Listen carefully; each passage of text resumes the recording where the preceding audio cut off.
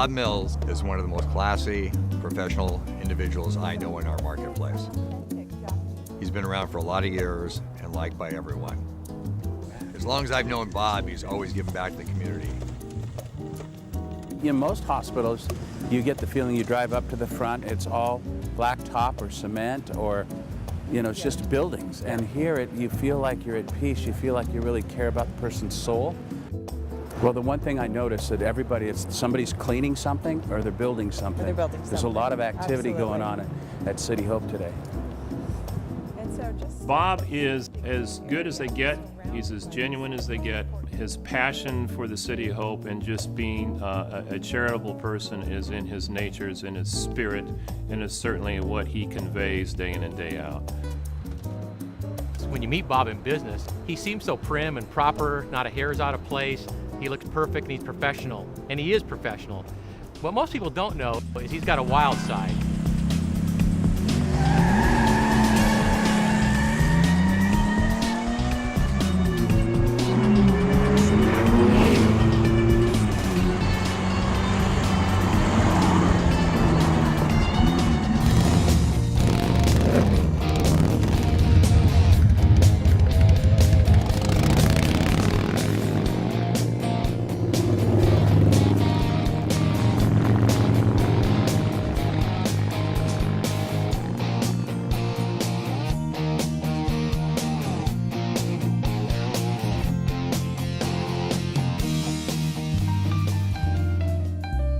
I was born in Seattle, Washington in the early 50s in a little town called Burien, Washington. I have some great memories of being there. We had an acre and a half of property, and my brothers and I were always playing football, baseball, playing army, building go-karts, that kind of thing. And we had a beautiful family there with a great dog, Brutus, who I have fond memories of. My parents were educators. My dad was a teacher and then became principal of a junior high school, and my mom was a special ed teacher. My mom was always volunteering, and I remember her as a little kid going off to meetings to help raise money or volunteer for the American Cancer Society. And I think that's partly where I got my desire to be a volunteer and help other people. It was my mom and a gentleman named Phil Bowers, who is like a second father but a mentor to me. And he always believed that you had to give back into the community. You take something out, you must give something back. Well, I started out, like probably every other little kid did, mowing lawns and pulling weeds, and then I graduated to a paper route. And then I went into the construction business in the summers, where I got paid $2 an hour, and I thought that was a tremendous amount of money. Went to University of Washington, and then I went into the food brokerage business, selling frozen pizzas from Federal Way to the Canadian border. And then I was promoted to a business manager. I was promoted to be president of the company when I was 27 years old. And then I joined Performance Brokers in 1986. We put him at a little tin desk box, or a little box where he sat, and he'd never complained. He just kept working away, and he ended up the president of our corporation. We sold that company in about 2004 to Advantage Sales and Marketing, where I currently work today as Division Vice President for the West Coast. My career has been unbelievable. When you start out in the food industry, you never really know what to expect, but it's been beyond belief for me. I've met a lot of different celebrities, from Paul and Linda McCartney when we represented her vegetarian frozen food line, to Dick Butkus, to John Glenn, the astronaut, so it's been a lot of fun. Bob Mills is just a real great, charismatic guy. He puts people at ease, he gets things done.